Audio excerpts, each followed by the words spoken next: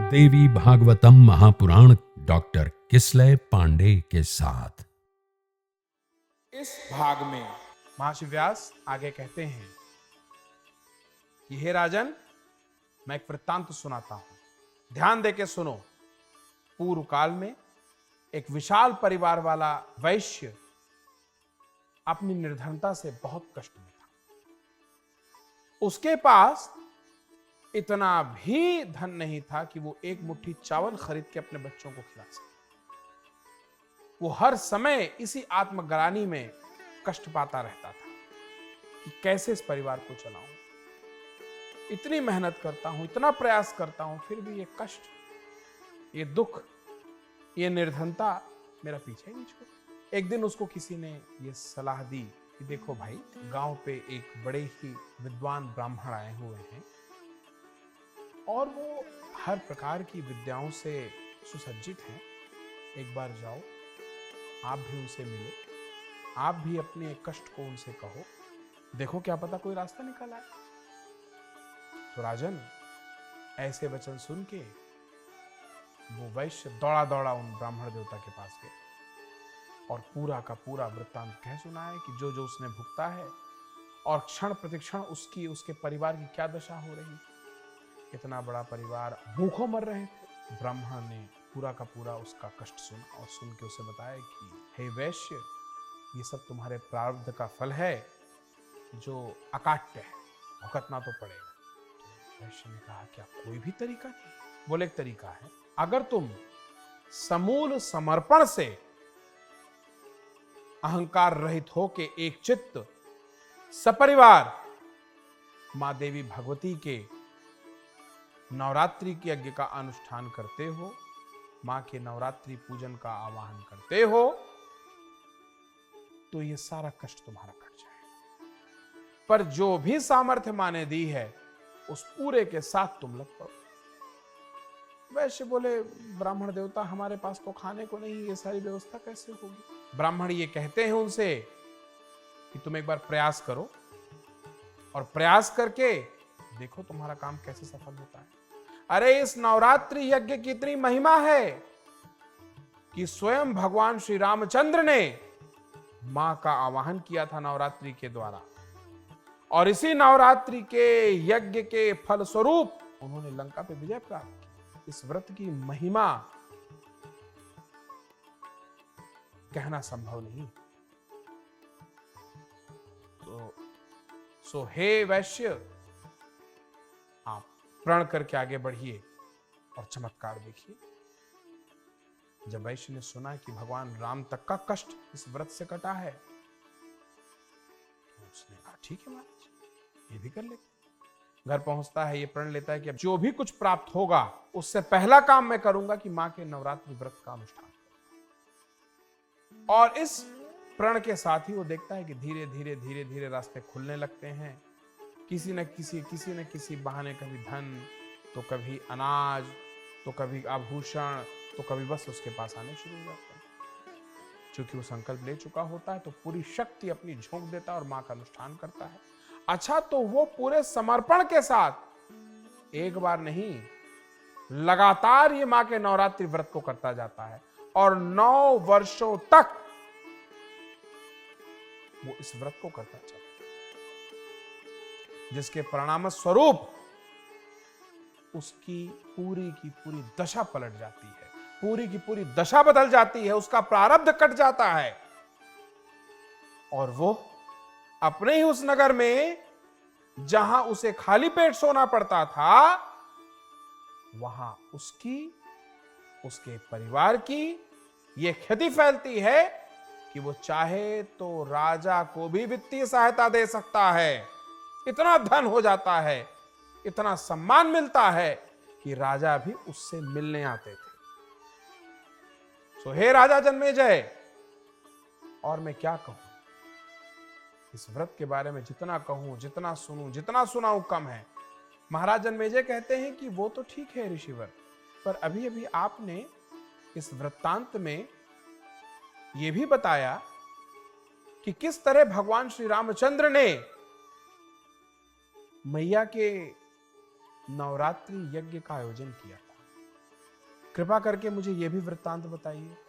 महर्षि वेदव्यास आगे कहते हैं कि राजन, आप तो जानते ही हैं कि दशरथ पुत्र भगवान श्री राम ने किस तरह से अवतार लिया, किस तरह से लीला की, और इस बात से पूरी तरीके से आशंकित थे कि माता सीता किन किन कष्टों का सामना कर रही होंगी। उसी समय जब वो किष्किंधा पर्वत पर बहुत परेशान माता सीता की स्मृति में शोकग्रस्त थे, तभी अचानक राजन देवर्षि नारद प्रकट हुए। उन्होंने भगवान राम से उनकी कुशल क्षेम पूछी। उन्होंने पूछा कि हे प्रभु, आप कुछ चिंतित दिखाई पड़ते हैं, क्या करें? भगवान राम ने बताया कि बड़ा कष्ट से ये जीवन व्यतीत हो रहा है, आपसे तो कुछ छुपा नहीं देवर्षि, और अब युद्ध का समय आ रहा है। कहाँ क्या कैसे किस तरह हो, कुछ भी समझ पाने में बुद्धि मेरी स्थिर हो रही। कहाँ क्या कैसे होगा, इन्हीं आशंकाओं से घिरा हुआ। देवर्षि नारद ने कहा कि प्रभु, आपको बिल्कुल चिंता करने की आवश्यकता नहीं है। मैं एक ऐसा व्रत बताने आया हूं जिसे ब्रह्मा, विष्णु, महेश, इंद्र, अग्नि, कुबेर, वरुण, यम सबने किया है और करते रहते हैं। भृगु, कश्यप, महर्षि विश्वामित्र, महर्षि वशिष्ठ, ये भी निरंतर रूप से इसी यज्ञ को करते हैं, इसी पूजन को करते हैं, इसी अनुष्ठान को करते हैं। भगवान राम ने कहा, मुझे भी बताइए। नारद ने कहा कि हे प्रभु, इस यज्ञ का नाम है नवरात्रि अनुष्ठान। आप उचित है कि तत्काल प्रभाव से अपना मन बनाइए, एक मत होके मां परांबा देवी भगवती की नवरात्रि यज्ञ का अनुष्ठान करें।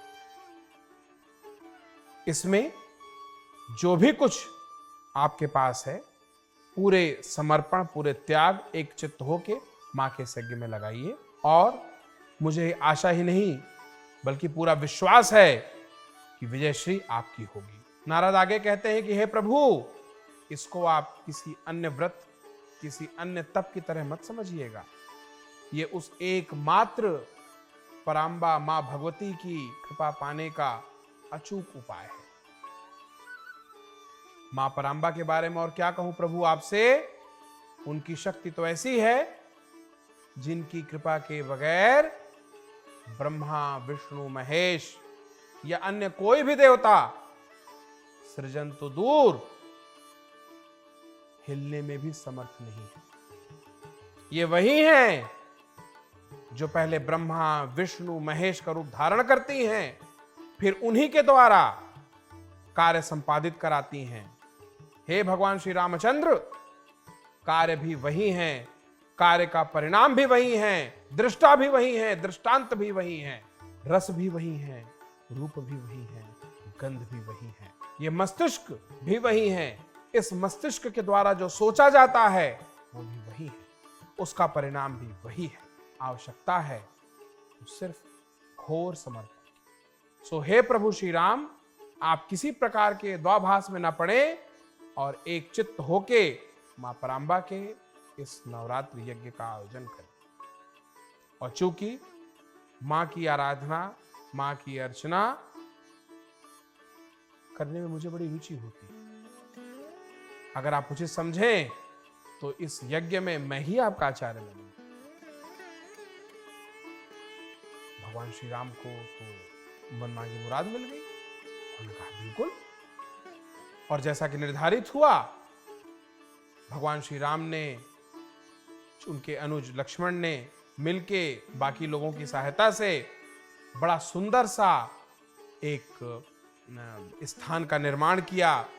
वहां पे जैसी सामर्थ्य रही वैसे यज्ञ वेदियां वगैरह बनाई, देवर्षि नारद को आचार्य बनाया और उनके साथ इस पूरे यज्ञ का उन्होंने आयोजन किया। भगवान श्री राम ने किसी तरह की कोई कमी नहीं छोड़ी। समूल समर्पण, एकनिष्ठ होके, विकार रहित होके, अहंकार रहित होके उन्हें मां का ऐसा यज्ञ किया कि अष्टमी के दिन मां स्वयं प्रकट हुई।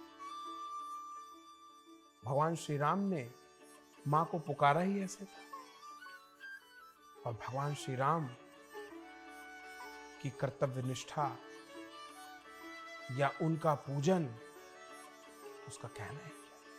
उन्होंने पूरी शक्ति झोंक दी थी और पूरे तरीके से मां को बुलाया। भगवान श्री रामचंद्र ने मां को इस तरह भजा कि अष्टमी के दिन मां स्वयं प्रकट हुई। महर्षि वेदव्यास आगे बताते हैं कि जैसे हजारों मेघ कड़कड़ाते हो, उस तरह की गंभीर आवाज में मां ने भगवान श्री रामचंद्र से कहा कि मैं प्रसन्न हूं, बताइए क्या मांगते हैं, क्या चाहिए, अपना मंतव्य प्रकट करिए। तो प्रभु श्री राम ने उनसे कहा कि माता, आप तो सब जानती हैं किस तरह से किस किस कष्टों से मैं आया। मां ने कहा, हे महाबाहो, जिस क्षण आपने इस यज्ञ को करने का निर्णय लिया, उसी क्षण आपकी विजय सुनिश्चित हो गई। आप न सिर्फ इसमें विजयी होंगे, बल्कि युगों युगों तक आपकी यश गाथा कही और सुनाई जाएगी। आप आने वाले कई युगों तक, जब तक ये धरती रहेगी, तब तक आप पूजनीय रहेंगे। आप बिना किसी आशंका के युद्ध की तैयारी करिए, विजय आपकी होगी। ऐसा आशीर्वाद देके मानता था। भगवान श्री राम को उनकी आशा के अनुरूप वरदान मिला। महर्षि वेदव्यास महाराज जन्मेजय से कहते हैं कि हे राजन, नवरात्रि के विषय में जितना कहा जाएगा, ऐसे न जाने कितने और उदाहरण हैं जिसमें असंभव को लोगों ने संभव किया है, सिर्फ एकमात्र मां की कृपा से। इसलिए मनुष्य को चाहिए कि वो अपनी संपूर्ण ऊर्जा को समेट के मां के अर्चन, ध्यान, तप में लगा। तो फिर प्रेम से बोलिए, जय माता की।